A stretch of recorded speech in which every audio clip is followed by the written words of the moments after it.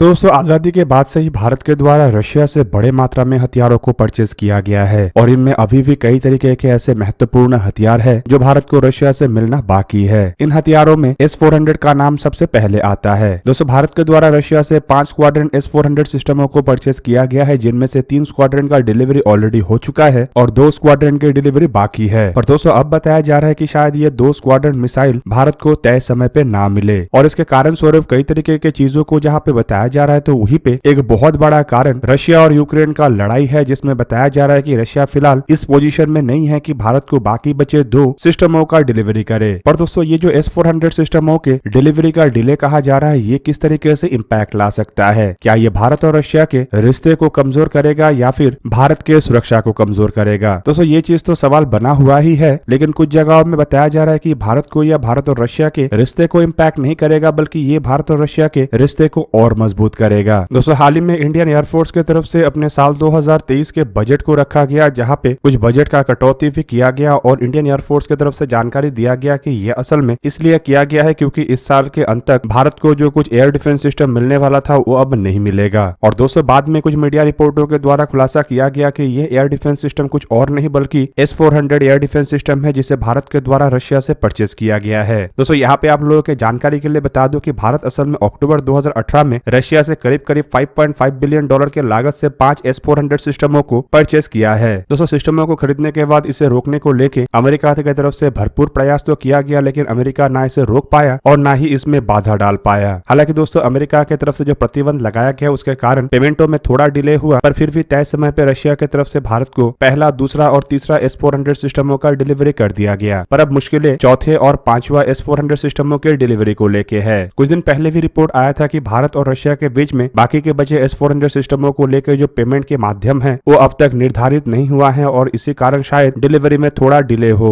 लेकिन अब बताया जा रहा है कि ये डिले और लंबा हो सकता है क्योंकि रशिया और यूक्रेन के अंदर जो लड़ाई चल रहा है उसके कारण रशिया को काफी हद तक बड़े हथियारों का आवश्यकता है और फिलहाल ऐसे हथियारों के कमियों से भी रशिया गुजर रहा है। दोस्तों साल 2022 के शुरुआती समय में मतलब फरवरी महीने में रशिया और यूक्रेन के बीच में लड़ाई शुरू हुआ, जिसे कि रशिया की तरफ से स्पेशल मिलिट्री ऑपरेशन का नाम दिया गया। हालांकि दोस्तों इसके बाद भी मतलब लड़ाई शुरू होने के बाद भी रशिया की तरफ से भारत को 2 S-400 सिस्टमों का डिलीवरी किया जा चुका है। पर अब जिस तरीके से लड़ाई हो रहा है उससे ये भी नहीं कहा जा सकता है कि ये लड़ाई कब थमेगा, इवन थमेगा कि भी नहीं वो भी नहीं कहा जा सकता। और दोस्तों जो सिचुएशन है उसे देख के तो यही लग रहा है कि आने वाले समय में ये लड़ाई और बढ़ सकता है। दूसरी तरफ दोस्तों रशिया को मुश्किलें इसीलिए भी आ रहा है क्योंकि वेस्टर्न देशों की तरफ से खास करके अमेरिका और नेटो के एलाई देशों की तरफ से लगातार यूक्रेन को हथियारों का सप्लाई किया जा रहा है और यूक्रेन इन हथियारों का इस्तेमाल करके रशिया के ऊपर ताबड़तोड़ हमला कर रहा है। ऊपर से सर्वेलेंस, रिकॉनेसेंस और इंटेलिजेंस गैदरिंग के लिए भी वेस्टर्न देशों के तरफ से मतलब नेटो के तरफ से अपने एसेटों का डिप्लॉयमेंट किया जा रहा है, जो कि यूक्रेन को रशिया के खिलाफ मदद भी कर रहा है। और दोस्तों ऐसे इंटेलिजेंस, सर्वेलेंस और रिकॉनेसेंस इक्विपमेंटों के खिलाफ रशिया को एक पक्का एयर डिफेंस सिस्टम का आवश्यकता है और दोस्तों ये जरूरत S-400 से बेहतरीन ढंग से कोई और पूरा नहीं कर सकता। मतलब रशिया को भी S-400 सिस्टमों का जरूरत है। जबकि दूसरी तरफ दोस्तों कुछ खबरों में दावा ये भी किया जा रहा है कि चाइना की तरफ से भी S-400 सिस्टमों के कुछ क्रिटिकल इक्विपमेंट रशिया को सप्लाई किया जा रहा है। और अगर दोस्तों ये खबर सच है तो इसका सिंपल मतलब ये है कि रशिया के पास S-400 सिस्टमों के इक्विपमेंटों का कमी है और ऐसे कंडीशन में रशिया भारत को तो S-400 सिस्टम डिलीवर नहीं कर पाएगा। अब सवाल ये है कि इस डिले का इम्पैक्ट क्या होगा। बेसिकली अगर देखा जाए तो भारत की तरफ से जो 5 सिस्टमों को खरीदा गया है वो भारत चाइना और पाकिस्तान के साथ लगे हुए बॉर्डर के नजदीक डिप्लॉय करना चाहता है ताकि इन दोनों देशों से जो खतरा है उसे न्यूट्रलाइज किया जा सके। दूसरी तरफ देखा जाए तो भारत के जो सुखोई 30 MKI एयरक्राफ्ट है इसके स्पेयर पार्ट्स में भी रशिया की तरफ से डिले किया जा रहा है और रिपोर्ट के मुताबिक असल में रशिया सुखोई 30 MKI एयरक्राफ्टों के लिए जो स्पेयर पार्ट्स डिलीवर करने वाला था उन स्पेयर पार्ट्स का इस्तेमाल अपने सुखोई 30 SM और सुखोई 35 जैसे एयरक्राफ्टों में कर रहा है। इवन दोस्तों खबर तो ये भी है कि भारत जो 12 सुखोई 30 MKI एयरक्राफ्टों को रशिया से और परचेस करना चाहता था उन एयरक्राफ्टों को भी भारत और नहीं परचेस कर रहा है, जिसका मतलब सिंपल ये है कि रशिया फिलहाल इस पोजीशन में नहीं है कि भारत को ऐसे हथियार सप्लाई कर सके। और हाल ही में खबर ये भी आया था कि चाइना के AVIC की तरफ से भी कुछ मिलियन डॉलर के सुखोई 35 एयरक्राफ्टों के स्पेयर पार्ट्स रशिया को सप्लाई किया गया था। और दोस्तों ये भी इंडिकेट करता है कि लड़ाई के कारण रशिया फिलहाल हथियारों के काफी कमी से गुजर रहा है। और दोस्तों ये कमी इतना है कि रशिया के मिसाइल से शुरू करके एयरक्राफ्ट, हेलीकॉप्टरों से शुरू करके लगभग सभी सेक्टरों में है। अब दोस्तों ऐसे सप्लाईज के अभाव के कारण भारत एक ऑल्टरनेटिव सप्लाई चेन को तैयार कर चुका है। आपके जानकारी के लिए बता दूं कि एक समय तक रशियन हथियारों के मेंटेनेंस, ओवरहॉल और रिपेयर के लिए जहां पे भारत संपूर्ण रूप से रशिया के ऊपर डिपेंडेंट था, लेकिन अब काफी हद तक भारत उन जरूरतों को अपने बलबूते पे पूरा कर रहा है। एग्जाम्पल के रूप में अगर रशिया और भारत के ज्वाइंट वेंचर वाले ब्रह्मोस मिसाइलों को देखा जाए तो जब ये बनाया गया था तब ये बड़े मात्रा में रशियन इक्विपमेंटों से लैस था, लेकिन अब इन मिसाइलों में बड़े मात्रा में भारतीय इक्विपमेंटों का इस्तेमाल हो रहा है। मतलब रशिया के ऊपर से डिपेंडेंसी भारत काफी हद तक कम किया है। तो वहीं पे दोस्तों ऐसे कंडीशन में जब रशिया खुद स्पेयर पार्ट सप्लाई नहीं कर पा रहा है और अगर भारत की तरफ से इस कंडीशन का फायदा उठा के अपने खुद के ऑल्टरनेटिव को बनाया जाता है तो रशिया की तरफ से भी मना नहीं किया जाएगा। और दोस्तों खाली ब्रह्मोस नहीं बल्कि भारत के द्वारा तो रशिया के बड़े मात्रा में हथियारों का इस्तेमाल किया जा रहा है, जिनमें एयरफोर्स को ये अगर देख लिया जाए तो एयरफोर्स के MI-17, MI-29, Sukhoi 30 MKI, Antonov AN-32, illusion IL-76 और इल्यूजन IL-78 जैसे प्लेटफॉर्म संपूर्ण रूप से रशियन ओरिजिन का है। और इनमें से दोस्तों अब काफी सारे बड़े प्लेटफॉर्मों के मेंटेनेंस, ओवरऑलिंग, रिपेयर से शुरू करके संपूर्ण रूप से अपग्रेडेशन का काम भी भारत अपने बलबूते पे कर रहा है। अब दोस्तों ये जो डिले है ये क्या भारत और रशिया के बीच के रिश्ते को कमजोर करेगा? दोस्तों एक झलक में ये लग सकता है कि अगर रशिया भारत को तय समय पे हथियार नहीं देता है तो भारत इससे नाराज हो सकता है, पर अगर स्ट्रेटेजिकली देखा जाए तो इससे भारत को ही फायदा होगा। दोस्तों फिलहाल रशिया भारत को जो हथियार सप्लाई नहीं कर पा रहा है उसके पीछे शॉर्टेज जहां पे एक बड़ा कारण है, तो वहीं पे इसका मतलब ये भी है कि रशिया को भी ऐसे हथियारों का आवश्यकता है जो रशिया के बेड़े में ऑलरेडी है। इवन हथियार नहीं तो कम से कम हथियारों के मेंटेनेंस का तो आवश्यकता जरूर है। मतलब रशिया के पास अगर कोई ऑल्टरनेटिव व्यवस्था होता जहां पे रशियन ऐसे हथियार बनता तो ऑब्वियसली रशिया वहां से बड़े मात्रा में मदद हासिल कर सकता। और इसे देखते हुए अब रशिया की तरफ से भारत को बड़े मात्रा में टेक्नोलॉजी ट्रांसफर किया जा सकता है ताकि रशियन ओरिजिन के जो हथियार है वो रशिया के बाहर भी कहीं पे बने और ऐसे जगह में बने जो रशिया के क्लोज तरीन दोस्त भी हो और रशिया को